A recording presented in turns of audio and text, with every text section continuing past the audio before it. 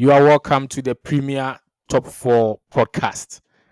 The Premier Top 4 podcast.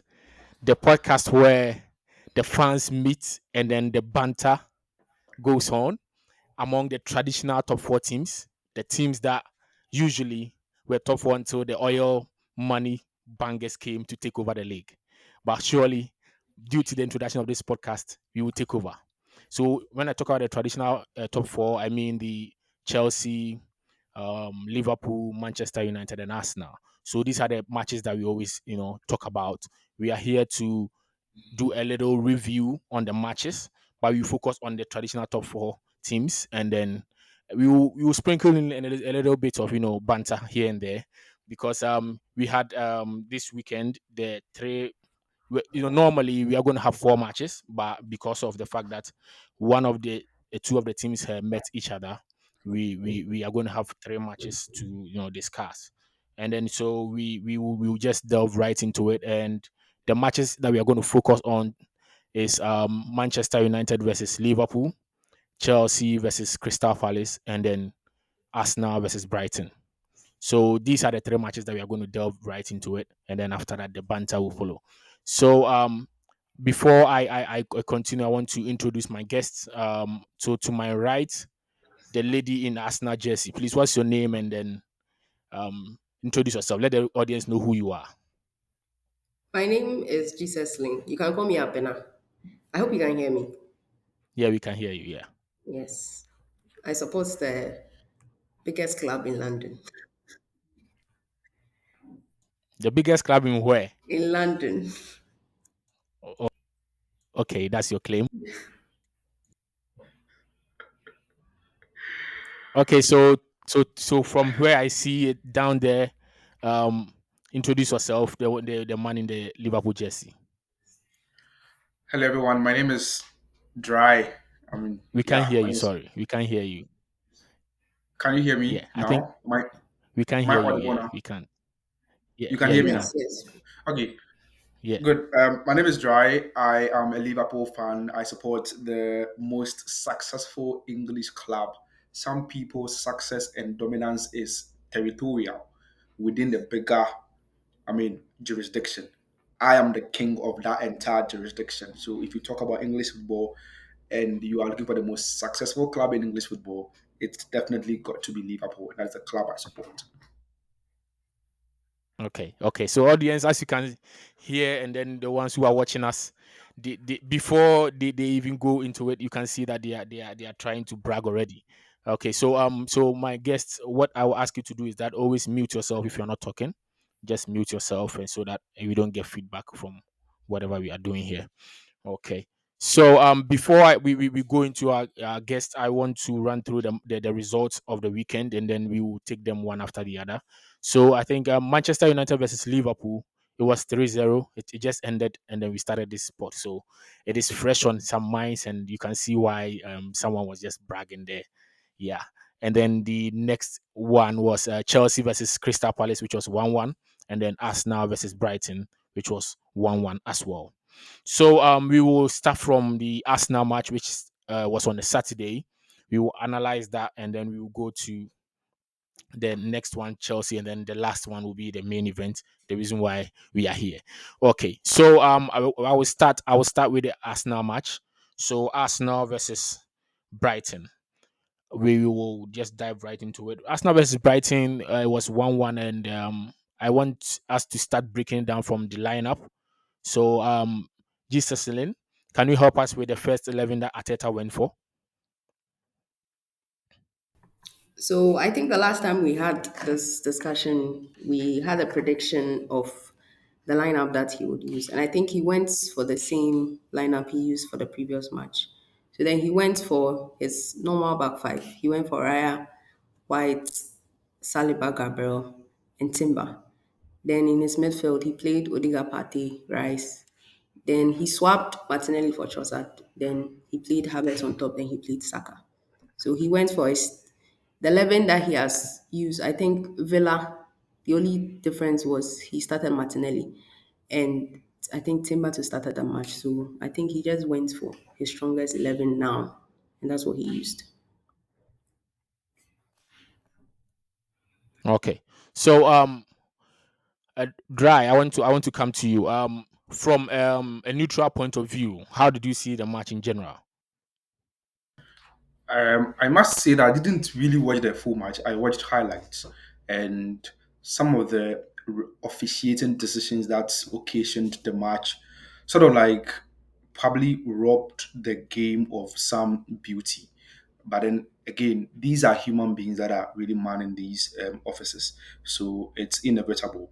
But then I think what I want to say is this: Brighton are really doing something. It's as though they've not, changed managers. This manager is really, sitting in comfortably and really building something because to really go toe to toe with Arsenal and secure some points at their home is something that I think is worth commending, and they did a very good job. As for Arteta and his men, I don't really know what went wrong for them on the day. But I think there was a last ball that Havertz played into Saka's path. If that ball had entered, I'm sure that would have been a very good thing for us now. And then maybe from there they would have probably defended and secured a 3 point. But it didn't go the way. It didn't go that way. So that is just more like it's just I think one of those bad days for Arteta and his boys. And it's purely like it's understandable to see Arteta even in his post-match interview ranting and complaining about the officiating and all of that. But I mean, it's in the game and these things happen, so just have to live with it.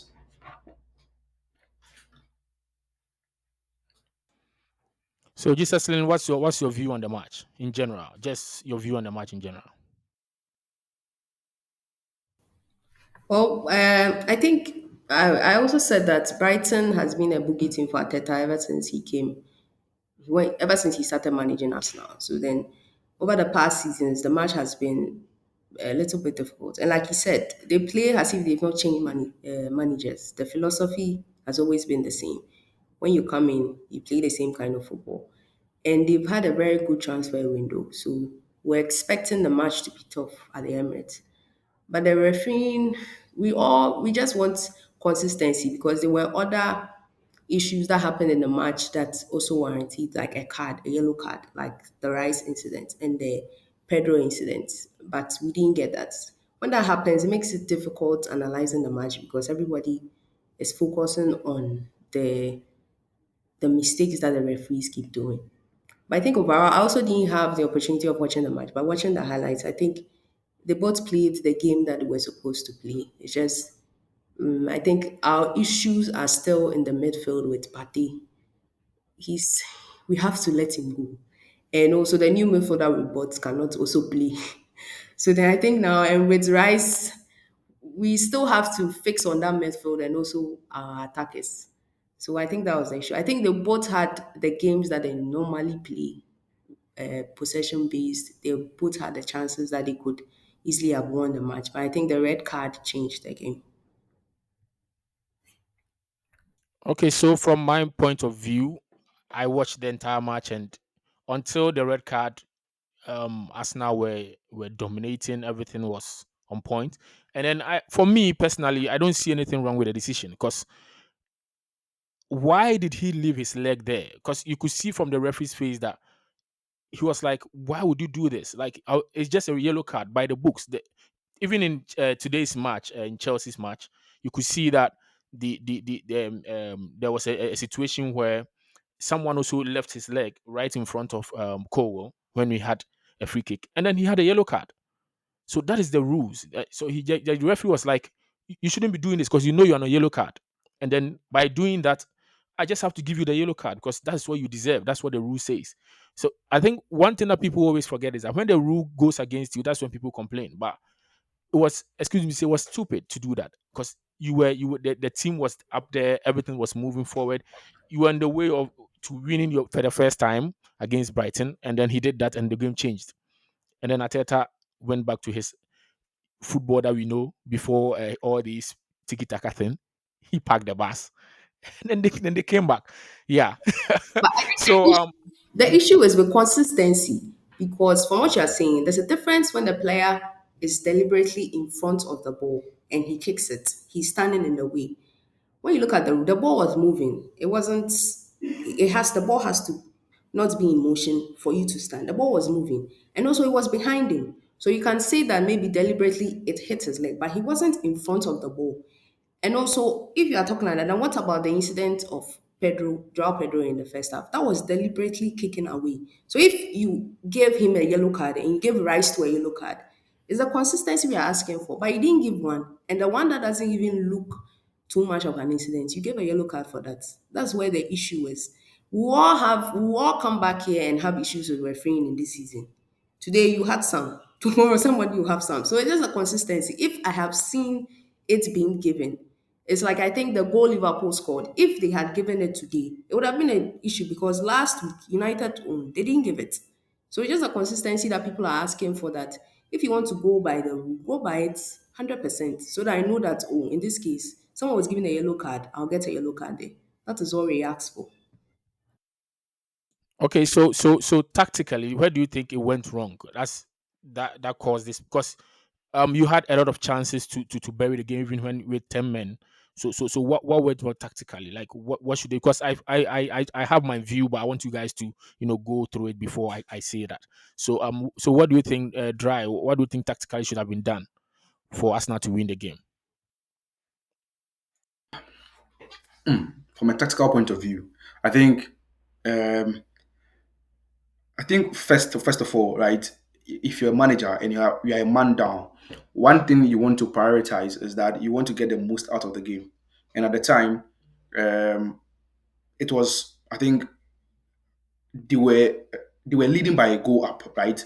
Before the red card came in. And when the red card comes in like that, like I said earlier, tactically you're supposed to get the most out of the game. So I think the tactical makeshift in the game to let us now to sit back a little and soak in the pressure and play behind the pressing Brighton players was spot on, right? Until they got, the chance, the ball that was played was saved on the first attempt. It was a rebound that was played into the net by Joao Pedro. And if not for that, you would have seen that the game plan would have worked perfectly for us now. Even after conceding the equalizer, you could see that Arsenal wanted to still impose themselves in the game and then go out there um, to secure maximum points by playing. The balls wide and cutting the balls down in for um, attackers within the 18-yard box or within the central spaces to push the ball and then tap the ball into the pool. But again, that didn't work well because Arsenal is not known to have very pacey wingers who could run with the ball in the manner in which Liverpool does it. Like last season, you saw Darwin Nunes come off the bench to win the game for Liverpool when they had a red card and they were a man down. Because of the pace of Darwin Nunes, we could capitalize on that to win the game.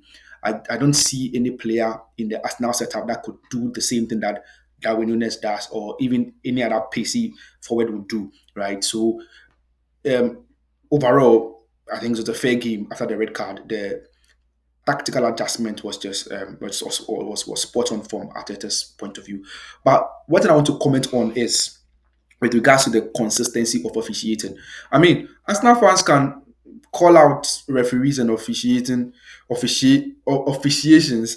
for being inconsistent. Last season, we were at the Emirates and you saw Odegaard in the 18-yard box deliberately sweeping the ball with his hands, and that was not blown, right?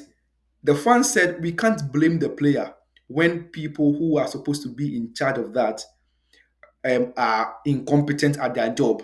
So it is funny to see them already calling referees out and bad officiation out. It happens to everybody. It's like karma. It will get to you. It will reach everybody. So relax, relax. It just started. Relax. Um, right now, I don't get the point of view from which Jesuslyn is saying that party should go. I don't know. Right now, your newly signed midfielder is injured, shoulder injury. If you are calling for Partey's head right now, you want Jorginho to play there? Is that what I'm saying? Or you want to bring who else? Or you drop Martinelli to come in? So I think it was a bad day for players, right? Let's just admit that once in a while, players will have a bad day, and those things should be, I mean, allowed to pass. If we see this performance consistently in about 3 matches or more, then we can start talking about whose head to go for and all of that, right? But I think, Pate can't play 3 matches in a row. It's not like he can play 3 matches in a row. he's played so far. I think he's played in the first 3 games so far, right? So you can add He another probably 3 to 6 matches. He can't play it. It is not Oh, even. so far he has played. He has played. So let's trust that he's back from injury and then he's going to be fit for you. Don't worry. Me, I trust Partey. He's really good. You saw the goal he scored in the previous game. Yeah, yeah. Classic. You see, they were That hailing is him when he Partey for scored you. the That's what goal. Partey brings to You the see, game. Who was that's really?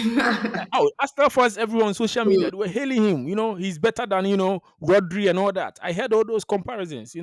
I saw videos of Zinchenko and all that, like old videos where he was saying that Partey is the best and that he has seen, even though he's played with Rodri. I heard all that. You see, that's what fans do. When you have a bad day, they turn on you, but when you do well, they praise you. It's like there's no middle grounds for fans, and it's sad actually. So for me, I want to also see that from the point of view of Arsenal. Um, Even though Havertz did very well with the goal, I was surprised because I know Havertz very well. I'm a Chelsea fan now, and I know what he can do. And that particular lobbing that he did, he's been trying that at Chelsea several times. He couldn't, but he did well. But he had about 2 chances before the end of the game that he could have buried, and then they would have gone home with their 3 points. But he didn't, and that's classic Havertz for you. He's very good, yes, but he's not that clinical. Because I watched the City match, and boy, oh boy, Haaland, that guy is deadly. He had 7 touches and he had 2 goals in the first half. 7 touches, 2 goals. That's how clinical that guy is. So I don't know how these traditional top 4 teams are going to take City out of that. I'm sorry, take the title from them because the guy had 7 touches and had 2 goals from it. He's like his mindset is like once I get the ball, I'm scoring, and that is it. It got to a time I didn't even want to watch the match anymore. It was insane. It's like so. And when you look at all the other teams that we are trying to take over from Man City, nobody has that kind of striker that you can say that this person just is just clinical. I'm not talking about wingers and all that. I'm talking about the number 9 position. It's like nobody has that kind of lethal striker that once the person gets the ball, you are sure that the goal is coming. And so what do you think the other teams can do to surmount Man City? Because it's scary, actually. It's scary.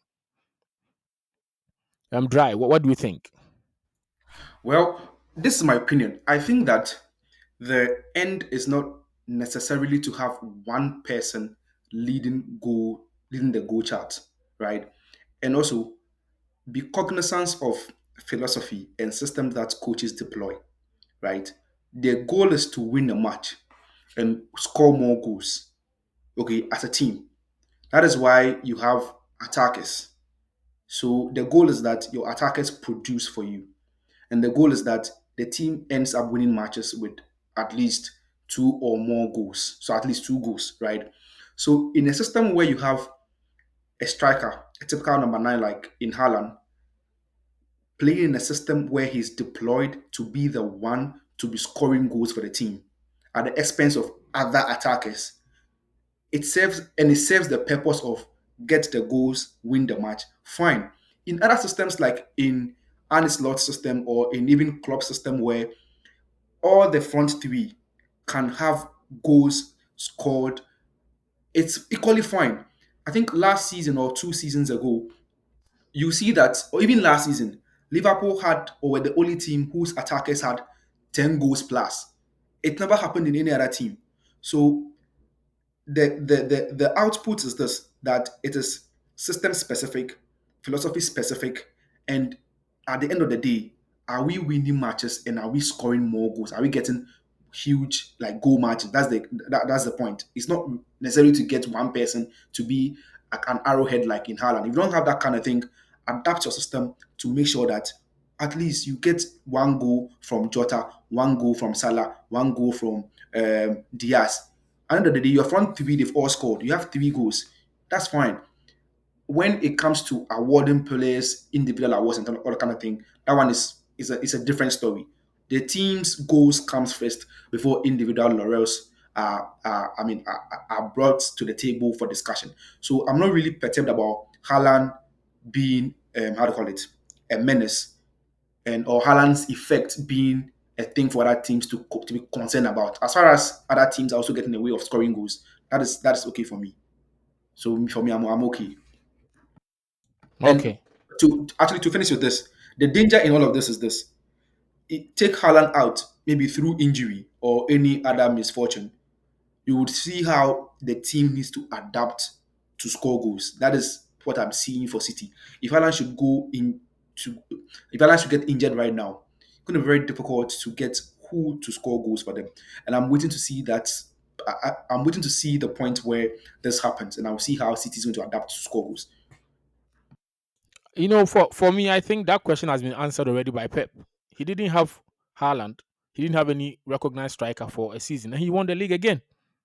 So for them, I don't know how anybody going to surmount them. It is very difficult. But then Fantastic. let's not See, focus on the for dry. Let's not focus too much on the oil team. Let's come sure. back to the teams that we want to we want to talk about. Yeah, we want proper teams that have been invested by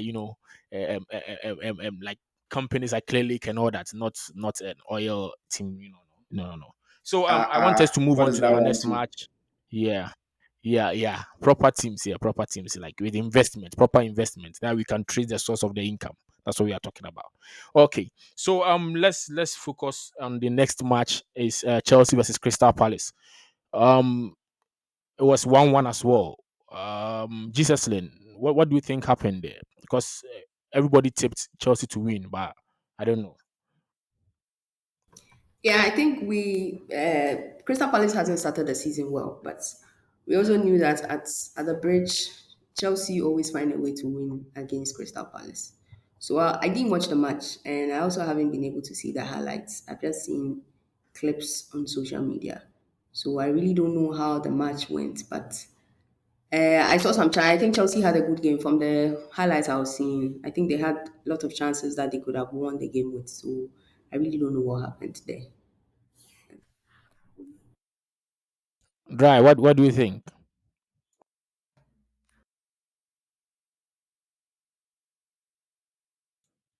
Dry, what do you think what happened? What do you think?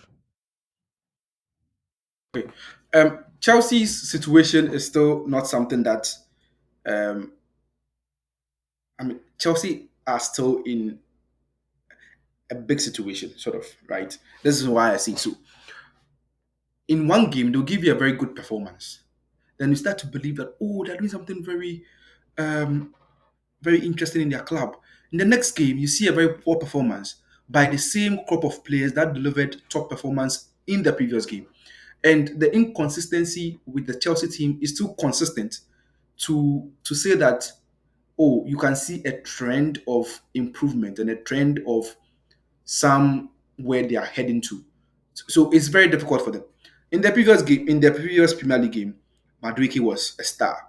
In this one, oh boy, like I didn't get a chance to watch the full game, but what I saw, the short part I saw was really poor. I mean, and kudos to um, Palmer. I mean, Palmer is a very smart player, good guy. I mean, Jackson again was on the score sheet, but again, you saw clear chances that Jackson missed again, and these are some of the things that Mikel Arteta is calling him out on. It's not to be called out, and then because you score one goal, give one assist, you boastfully go to social media and go and call out a legend that he should shut up. Hey, and you come in the next game and you put up this performance and don't want Mikel to talk about his club that he passionately loves, it cannot be the case, right? The Chelsea's inconsistency is just too bad. It's just too bad. Chelsea fans should be relaxed, and I think what Chelsea fans should be doing is constantly keep praying that Palmer gets fit throughout the entire season. Because if Palmer should go out of this Chelsea team, Your Jao Felix didn't even didn't even show any good signs of something exciting. Neither do we see that from as for Modric. I mean, Charlie, it's just poor. I mean, it's just the old Chelsea. I mean, one step back, one step forward, two steps back. Nothing really good to write home about. I'm still of the belief that, oh, it's early days. Let's give the coach some time. But that is what we'll see. Oh, give him some time. Then it will be 10 games. Sometime. Then 15 games. Sometime, and then Chelsea is trying to survive relegation. But I know for sure they will survive relegation. That one I know.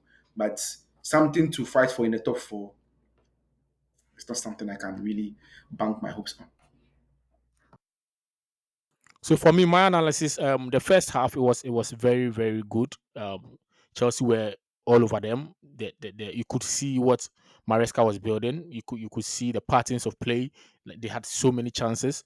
You like you if you watch the first half, you will not know how Crystal Palace were going to come back. It was like there was nothing that showed that they could ever get any goal. But I think that the inconsistency of the players is due to the entire board's agenda of going for young players, and that is what we know about young players. If you go in for young players, they will be inconsistent.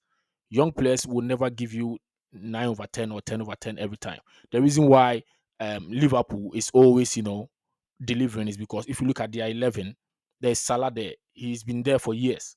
There's Van Dijk, been there for years, the keeper. Like you could see that these players are players that have been there and done it. But if you look at Chelsea's 11, you could look at, and even I think the first match against Liverpool, Man City, Chelsea fielded in the youngest team that Chelsea has ever fielded, the youngest 11 ever in our history to face Man City. So that is not Chelsea's policy that we know. The Chelsea that we know, it always goes for the best and then always delivers. That is like the short term, success. But for some reason, this particular owners want a long term success, and they said they want it in the future, so they don't want it now. Even I think when you ask Maresca, he was like nobody told him to even go for top four, and that's very embarrassing. He's been told to improve the team, and that is it. And if you were sixth and want to improve the team, I don't know, maybe if he's talking about fifth or not, I have no idea. So, but the whole thing is that it's because of the young players we have. They are not veterans who have been there, done it before. So they are always inconsistent. But then, if every Chelsea fan that will watch the first half knows that if you could always repeat whatever we did in the first half, the team is going to be very deadly for any other team in the league. But in the second half, when there's just one mistake happened and then Eze scored and then that was it. The whole team was down. And that's what happens even during Poch's time. Whenever the teams come back or they score as first or anything, you could see the whole team. You could see from their faces that they were all down. Their passes were no good. Even Palmer was not able to pass the ball. Madueke was suffering. Everybody was struggling just because the team were 1-1. And then it's like that is the sure sign of going for kids. That's the result of it. Mentally they are not there yet. They've not been there, done it, and know that, oh, even if Crystal Palace is back, we can still find a way to win the game. So I think it will take time. For Chelsea, it will take time. It will take time. But then I think that the talent that Chelsea has, with time, definitely things.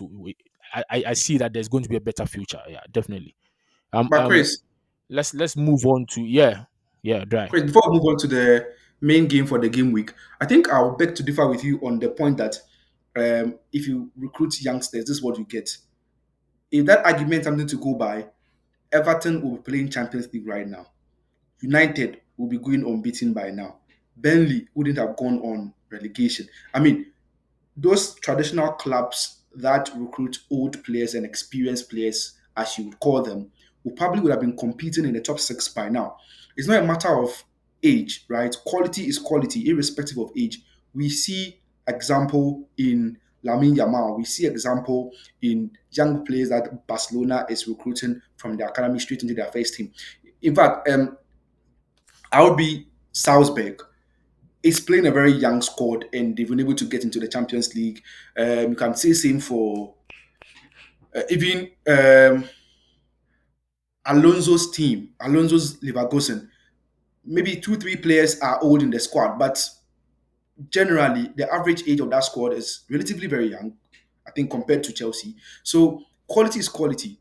if you really want to get players to have a winning mentality, it's a psychological problem that needs to be addressed by the gaffer in charge, and maybe a psychology team, right? So while they work things tactically on the pitch of training and try to implement it in games, I think the psychological bit of the game should equally be invested in hugely to get these players to come to that level. Arsenal's team is not any older team either, but then see they've been able to match City toe to toe in the past 2 seasons. So it's not. I don't really think it's a matter of age. As for that, I would say, look at Gravenberg in today's midfield. Boss play midfield against Casemiro, who is old and We will experienced. get there. We will get there. We will get there. We will get there. Relax. We will get there. So I think it is a mixture of the two. Having veterans in there who are going to guide the kids. That's my because with Chelsea's situation, it is not just about the age. It is about the experience they have. Like you could see that someone like Jackson became a pro, like in playing for the first team. It's like just 3 seasons before he came to Chelsea, and it's not something that you could be sure that this guy is always going to produce for you. But then let's put that aside and let's go to the Liverpool versus Manchester United. Liverpool versus so Manchester played at home at Old Trafford, and for some reason, every time Liverpool gets there, they deliver. So let's before I come to Dry, who is going to talk because his team is winning, and you could see his high hopes. So audience and then our viewers, I want you guys to watch his demeanor now. And if Liverpool loses or something, we will see how he's going to react. This sport is going to expose everybody. Everybody, yeah.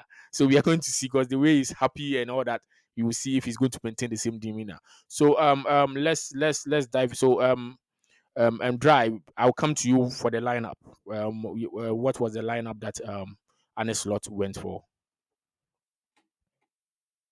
Dry, you are on mute. Yeah. It's the same lineup that played Brentford last week, and just one change from the first game of the season. So you have Allison in Poe, Trent, Konate, Van Dijk, Robertson, and then you have the double pivot of um, Gravenberg and then McAllister, then Soboslai. Then you have up front as an attacking midfield, and you have Salah on the right, and then Diaz on the left, and then Jota as the target man against Man City's, most expensive squad ever on earth. The likes of Zexi, Bruno, Manchester Garnacho, United, not Man City. sorry, I'm Manchester correcting you there. United, the Manchester most United. expensive squad you can have in the Premier League as of now. If you fact check and you come and debunk that, argue with your keyboards anyway. So, Casemiro, Kobe Mainoo, who is hailed so much, and I think that guy is pretty overhyped. Then deletes, then Lucho, you have Mazarawi, and then Dallo playing as fullbacks, and then Onana in the post. So Rashford, the darling boy, I think played in the game as well. So you could see that United came with the full complement of their team, and you could say nothing wrong about that particular setup. Just that, the game is beyond the players you put on the pitch. The game is played in the head. It's a chess game. It's a contest of Dry. intelligence. Hold on, Dry, hold on. Relax. Let's go from the neutral point of view and then come to you. Yeah, from the neutral point of view. Yeah, let's go from. From a neutral So point of view. no. So let's go to Jesuslyn and I'll come back to you. I'll come back to you. Oh, I'll come back. okay, Relax, bro. okay. Relax. Yeah, relax.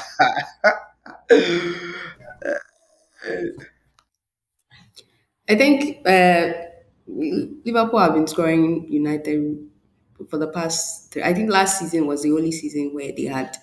I think they had draw home and away. So I think we're expecting the same thing. But the only issue was that I was at Old Trafford and it was Slot's first game at Old Trafford.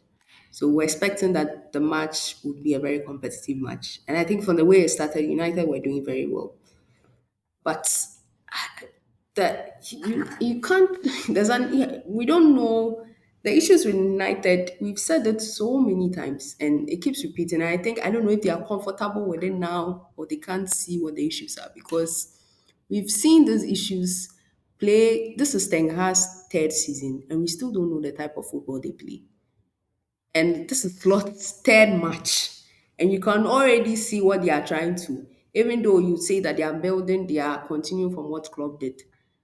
But I don't know what United fans see in Ten Hag and all these players they keep bringing in and the type of football they play.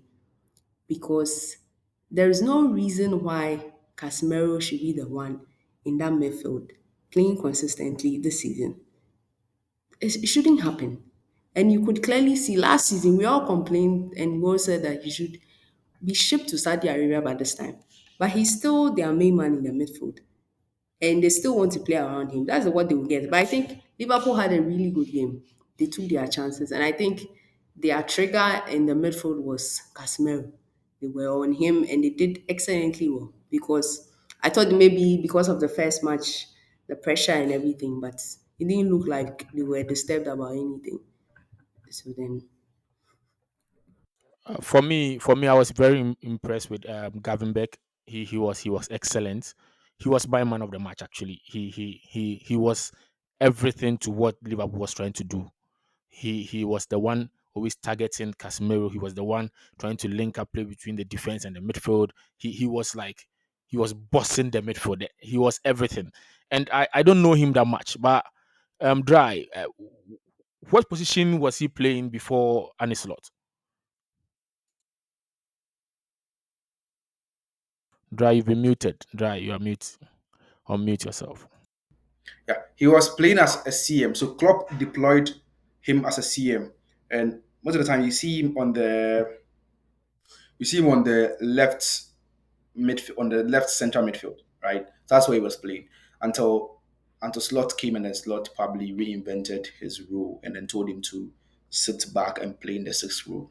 And he has admittedly said that he knows how to play in the six, right? Although he's not known for that, he's played in that place before, and so it's no surprise to me that he is really delivering. We are trying to see the Gravenberg that we saw in the Ajax super team at the time, and it's good to see that someone that we needed so much in Zubimendi, we are getting that in Gravenberg, and it's saving us a lot of money. Unlike some other clubs who would probably throw in money and go and bring in players that will get injured in training and all of that.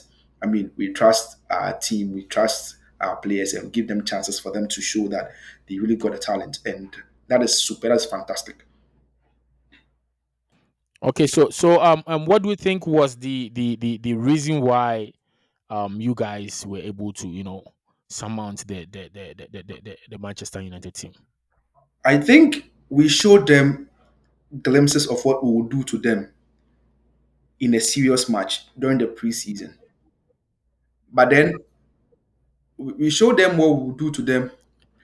Sid, We mute will show mute them yourself. Sid, like mute glimpses, yourself. shadows of what we'll do to them when we get them in the Premier League during the preseason. Oh, but these guys were like, "Oh, it's just preseason, nothing to show." I mean, it's. Can you hear me? Can you hear Yeah, me? yeah, I can hear you. I can hear you. Go Yeah. ahead. Go ahead. Good. Yeah, So we yeah, can. so very simple football, club ball. Play the ball from the back, attract the press.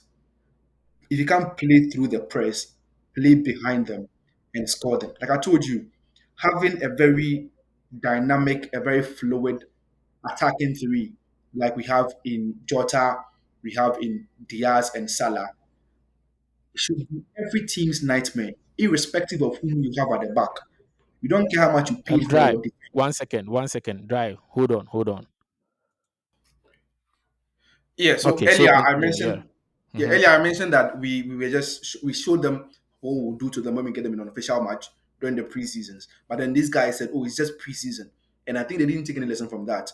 So, in today's game, all we just saw is a tactical masterclass from Arne's Lord to really exploit the supposed experienced midfield of United. Hello, in good evening, Mr. Dry and Mr. Richard. Casemiro. We are having a good weekend.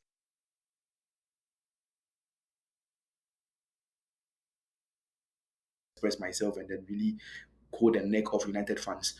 Um, I'm really sorry about this, Chris. I would have to go right now. So Jesus, let's wrap it up. Let's wrap it up. We have just 2 minutes to wrap it up.